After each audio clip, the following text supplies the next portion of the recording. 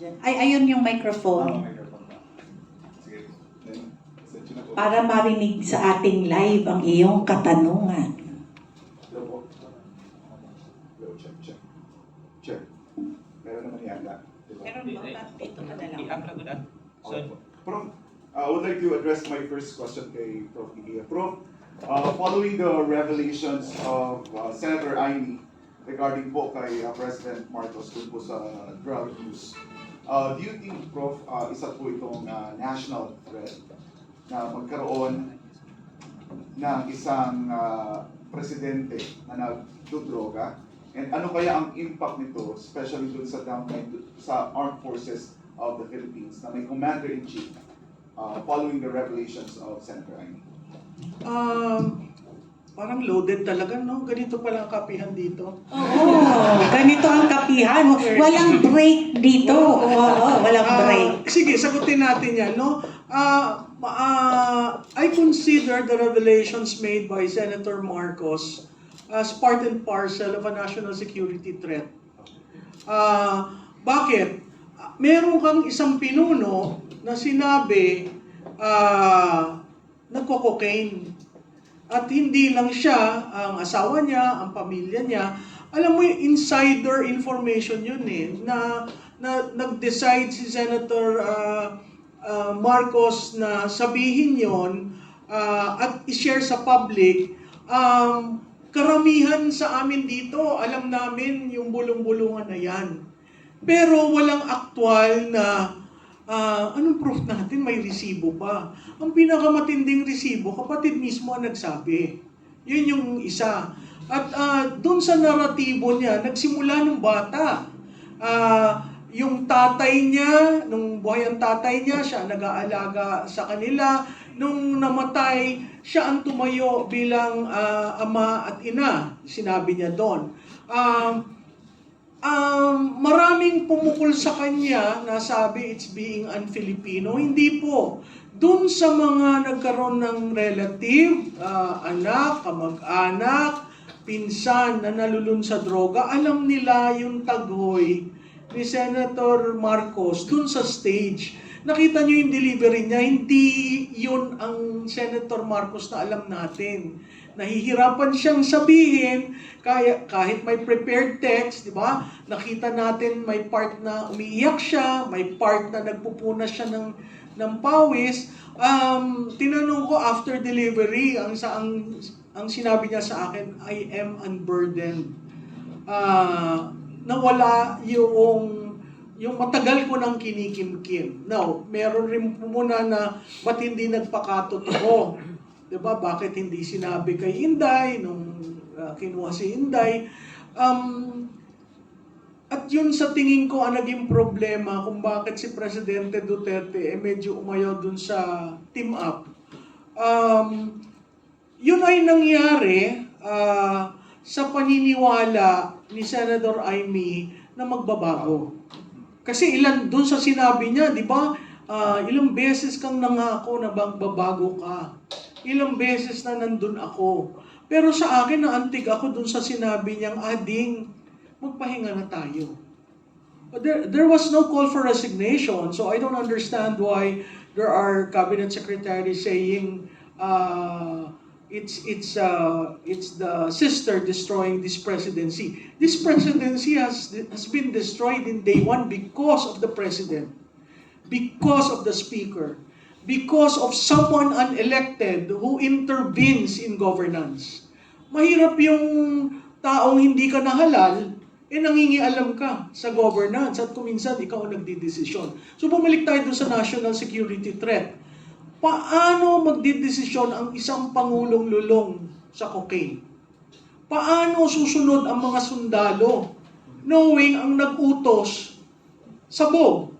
Diba? So kung ikaw sinabi, girahin natin ang Taiwan. Ngayon, nag-iisip ako, ano kaya yun? Nasa tamang wisyo o bangang? So it is a national security threat because that is the president. Sa tingin ko, yun yung burden ni Senator Marcos na kailangan niyang sabihin. Kasi apart from liniligtas ko yung kalusugan ng aking kapatid, concern rin siya as a senator sa bansa. So napakahirap yung balanse na yon, and really I thank the senator for being forthright, for being honest, although belated. Pero sa tingin ko yung nasa mesa dito, alam naman natin yung talagang nangyari doon. At public office is a public trust. Doon pumapaloob eh. Nahalal ka ng bayan, binigyan ka ng mandato, ngayong nalaman naming lulong ka, napakahirap intindihin kung hindi magsasalita ang Pangulo.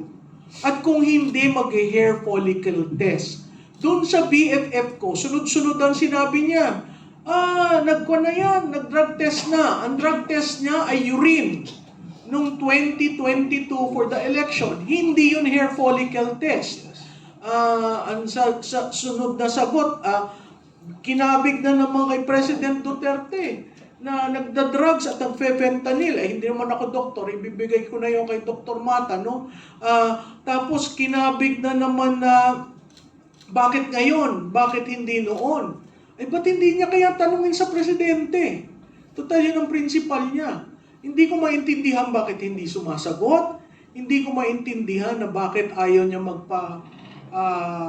hair follicle test. Hindi lang siya, yung buong pamilya ang challenge. Ang dami ng binato, pati hindi daw tunay na anak si Senador Amy. So makikita mo, yung diversion, pinalalaroan, laro siya ng lalaro. Ang napakahalaga, sir, magpa-hair follicle test ka.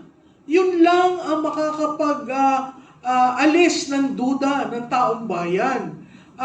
At pag hindi mo sagutin yan, magkakaroon talaga ng erosion ng tiwala at erosion ng confidence. Biro mo ngayon, tayo ang topic international media saying that the Philippines as a leader who is an addict, who is heavily into cocaine. We are chair of ASEAN next year. Bigyan naman niya ng kahihiyan ng bansa. Ma'am, bago po kay Dr. Richard, follow-up question. Ano po yung nakikita ninyong scenario if the junior officers, foot soldiers, will start asking the questions regarding the situation or yung health situation ni President? Mukhang yan ang nangyayari ngayon. Yung foot soldiers and junior officials, not in the Corps of Generals, mukhang pag umikot ka sa mga kampo, yan ang pinag-uusapan. So, how would General Bronner address that? How would SND address that? And by the way, SND was present during that Bataan celebration where the President had white. Yeah. Right? And he was one of those who was making, a sign that there is something. And kung siguro titingnan niyo yung video na yon, nanggigigil nun si Secretary Gibo. So, how do you address that? Yung mga ordinaryong kawal, linalaan nila yung buhay nila para sa proteksyon ng Estado. And then here we have a leader who doesn't really care, that it's not felt, and then suddenly we hear of the use of drugs and other things that is being done in the office of the President, in Malacanang. Ngayon lang ako nakarinig ng mga ganong balita kasi ako'y nagtrabaho naman sa Malacanang. Wala naman ako naririnig ng mga ganong activities na nangyayari within the palace. Thank you, Prof. Dr. Richard, doon lang